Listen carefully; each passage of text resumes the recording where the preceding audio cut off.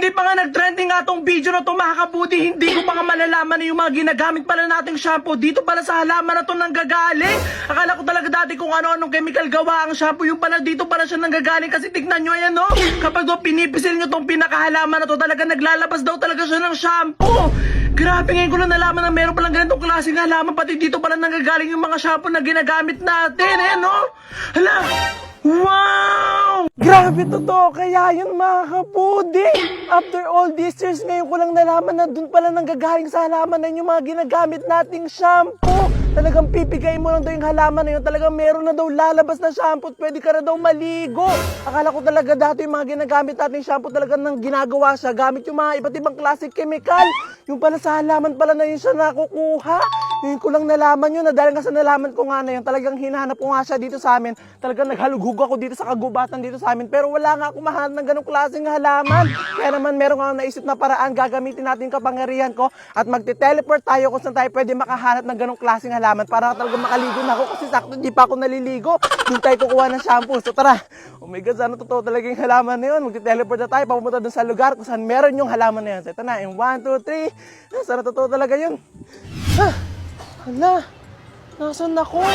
Saan ako dinala na naman ang kapangyarihan ko? Dito kaya ako makakahanap ng halaman na nakita natin sa TikTok na meron daw shampoo? Ba yan? Ay, nadala ko pa tong shampoo namin na walang laman. Saan kaya ito? Magsasearch muna ako. Saan ako dinala na itong kapangyarihan ko na to? Oh my God! Dinala tayo dito sa Dangwa, Manila! O nga pala, dito tayo makakahanap nga ng mga bulaklak na kung ano-ano. So magtatanong pa ako dito kung saan tayo makakahanap nun. Amazing! Saan tayo dito magtatanong? Hello po, pwede po magtanong? Alam niyo po kaya kung saan meron po nito? Sa gitna po. Dito po. Thank you po. Alam niyo po kaya kung saan po meron po nito? Kurkuma. Kurkuma? Pasok tayo dyan, sa gilid. Oh. So doon daw, papasok daw tayo doon, diretso tayo, punta tayo sa gilid. Di ba napadpad pa tayo dito sa Dangwa para lang mahanap natin yung halaman na meron shampoo na yun. Naubusan kasi kami ng shampoo sa bahay kaya kailangan natin mahanap yun. Ate, pwede po magtanong? Alam niyo po kaya kung saan po meron po nito? Salamat po. Hello, pwede po magtanong? Hindi. Alam niyo po kaya kung meron po kayong, kung saan meron po ganito? Kurkuma. Kurkuma. Tingnan mo dyan, kung meron. Dito po. At hindi na ako nagpatumpik-tumpik nga dito. Talagang pinagtanungan ko na nga lahat nga na merong store nga dito na nagbibenta nga ng mga bulaklak. Kung saan nga ako makakaharap nga nito nakita nga natin sa TikTok. At talagang halos nga lahat nga ng tao dito yung napagtanungan ko na talagang wala nga daw silang ganitong klaseng halaman nga ngayon. So ngayon nga yan, so lumipat nga tayo ng pwesto para nga maghanap nga nung nakita nga natin na halaman sa TikTok. Kaya so nandito naman tayo sa farmers market kasi dito nga sa farmers market may mga nagbebenta nga rin dito mga bulaklak, mga halaman. So dito tayo magtatanong at titignan natin kung meron nga tayong mahanap nun. Grabe yung lahi na mga nararating ko para lang mahanap natin yung naparod natin sa TikTok. So tara na. Ito na nga lang yung last option ko. Itong farmer's garden na nga lang yung nag-iisa nga na alam ko na nagbibenta nga na iba't ibang klaseng mga bulaklak at talaga sana nga makahanap ako dito. At napagtanong ako na nga lahat na nakikita ko nga ng tao dito at yung mga store nga na nagbibenta na iba't ibang klase nga na mga halaman kaso wala nga daw silang ganitong klase ng halaman dito. At matapos nga ang 2 buwan sa wakas, meron na nga rin akong nahanap. So yun na nga mga kapudi. So after nga ng ilang buwan, so finally meron na nga rin tayo nahanapan na kung saan meron nga ng ganong klaseng halaman na naglalabas nga ng shampoo. Ayan, so ilang buwan ako hindi naligo para lang talagang hintayin nga natin kung makakahanap nga tayo ng ganong halaman na naglalabas nga ng shampoo. Ayan, so ngayong araw ay papunta na nga tayo sa lugar na yun kung saan nga meron nga yung halaman na yun at papunta tayo sa Malolos, Bulacan kasi doon nga tayo nakahanap. Doon ako nakakontak kung saan nga merong ganong tanim. Buti na nga talaga at hindi niya pa nga naaalis yung halaman nga na yun na nakita natin sa TikTok. Kaya ngayong araw, pumuntahan na nga natin siya para mapatunayan talaga kung totoo talagang naglalabas ng shampoo yung halaman na yun. So tara na! Yan, nandito na tayo. Hello po. Ayan, so nandito na yung nakausap natin. Ayan, ano pong name niyo po? Good, Dennis. Ayan, so dito tayo nakahanap. Nung nakita nga natin na halaman sa TikTok. Ayan, so tara, punta na natin. Napadpad pa ako ng Malolos. At talagang pagkadating ko pa nga lang dito nga sa nahanapan nga natin nung nakita nga natin sa TikTok, talaga mapapasin mo nga talaga sobrang dami nga mga halaman nga sa paligid. At talagang tinuturo pa nga lang ni Kuya, talagang excited na nga ako makita kasi sobrang tagal ko nga itong hinanap. Ayun, nakikita ko na. Ayun, ito na. Ayan.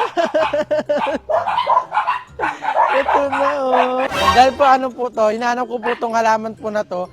Dahil daw po, meron daw po siyang shampoo sa loob daw. Tagal ko na po siyang hinahanap, buwan na.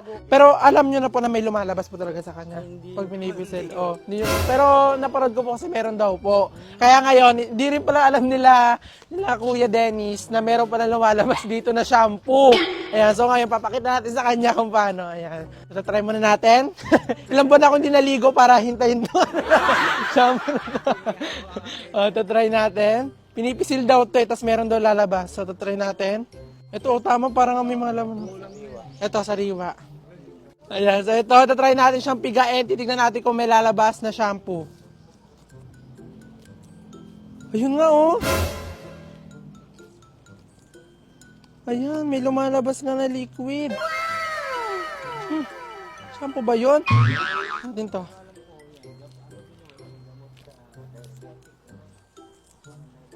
Ayun.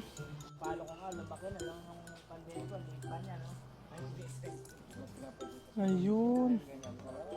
Ayun, may lumalabas nga.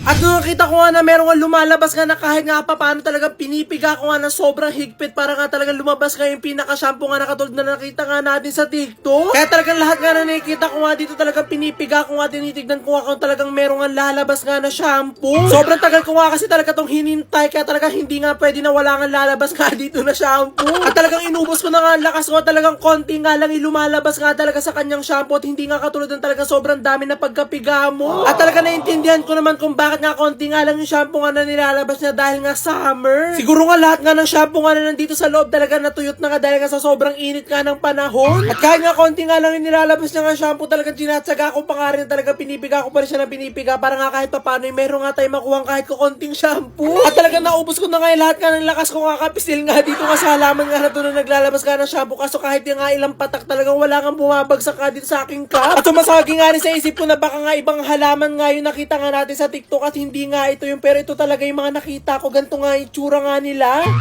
Pumisil ko.